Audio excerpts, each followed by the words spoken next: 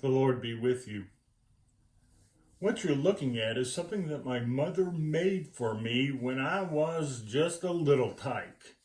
And somehow my sister came across it recently, just a few months ago, and we made sure I got my hands on it, and it's been on my wall ever since. It's filled with memories. There are cup holders from Brandon and Carrie Beth's wedding. There are cards from my mother and father, their picture, and other things as well. And every time I look at it, it just reminds me of a wonderful childhood, of so many memories of family. Now, don't get me wrong, we did our fair share of fussing and fuming and getting into trouble and getting out of trouble, but that's all part of being a family. I was told many times I needed to stop a behavior, stop saying certain words. But the one thing that was never stopped was the love we felt for each other. That's family. One of the things we are called, one of the names given to us as the church, is family of God.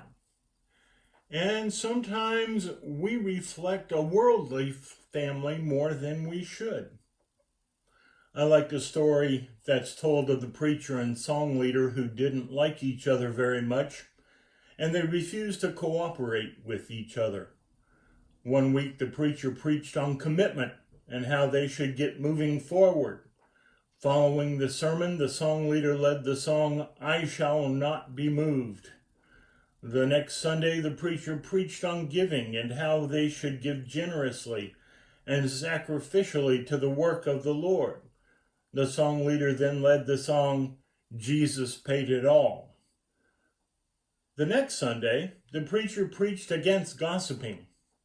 Following the sermon, the song leader led the song, "Go Tell It on the Mountain."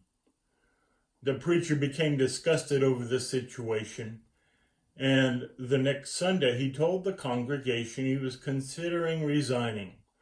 The song leader led the song, "Oh, Why Not Tonight?" The following Sunday, the preacher announced his resignation and emphasized that Jesus had led him in that decision. After that announcement, the song leader led the song, "What a Friend We Have in Jesus."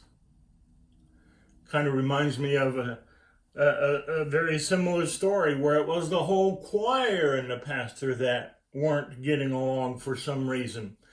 And in fact, when it came time for the anthem, they would simply sit down. When it came time for the hymns, they would sit down. They just would not budge and they would not open their mouths. Finally, the pastor figured out a way that might encourage them. And he announced that the next hymn they would sing would be, "We're Marching to Zion."